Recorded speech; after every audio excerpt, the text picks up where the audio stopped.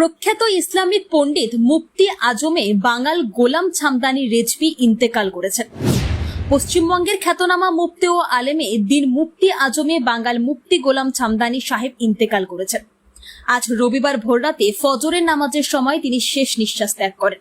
তার জানাজা নামাজ আগামীকাল সোমবার 15 সেপ্টেম্বর জোহর নামাজের পর তার নিজ বাসভবন মুর্শিদাবাদ জেলার ইসলামপুরে অনুষ্ঠিত হবে বলে পরিবার সূত্রে নিশ্চিত করা হয়েছে। জীবন বৃত্তান্ত। মুফতি গোলাম ছামদানি রেজভী 1957 সালের 18 ফেব্রুয়ারি দক্ষিণ 24 পরগনা জেলার উস্তিয়া থানার কলিকাপাতা গ্রামে জন্মগ্রহণ করেন। তার পিতার নাম কুরবান আলী রেজভী এবং দাদার নাম গোলাম মোস্তাফা। ইসলামিক জ্ঞানে তার গভীর পাণ্ডিত্যের জন্য তাকে মুফতি আজমে বাঙাল এবং কাজী বাঙ্গাল উপাধিতে ভূষিত করা হয়। অমূল্য অবদান।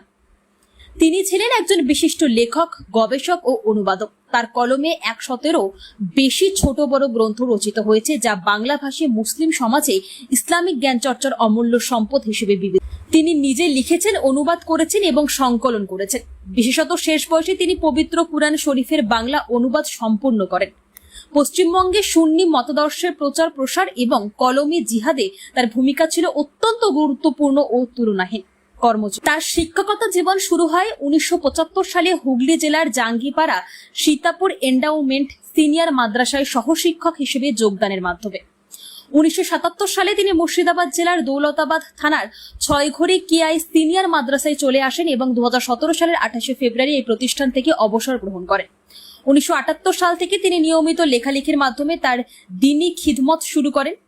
তিনি সারা জীবন বিভিন্ন ছোট বড় সুন্নি সংগঠনকে পরিপূর্ণতা দান করেছেন এবং বাংলার মুসলিম সমাজের জন্য এক অনুপম দৃষ্টান্ত রেখে গেছেন। তার ইন্তেকাল বাংলার আলেমে দিনদের একটি বিরাট শূন্যতা সৃষ্টি করেছে। তার প্রতি শ্রদ্ধা জানাতে এবং দোয়া করতে উপস্থিত হওয়ার জন্য সকলকে আগামীকাল ইসলামপুরে তার জানাজায় অংশগ্রহণের অনুরোধ জানানো হয়েছে। তারিখ ও সময় সোমবার 15 সেপ্টেম্বর জোহর নামাজের পর। স্থান তার নিজ বাসভবন ইসলামপুর মুর্শিদাবাদ। খবরটি আরো বেশি মানুষের কাছে পৌঁছে দিতে অনুগ্রহ করে শেয়ার করুন। আলিফ ইসলাম মিমের রিপোর্ট, AS বাংলা।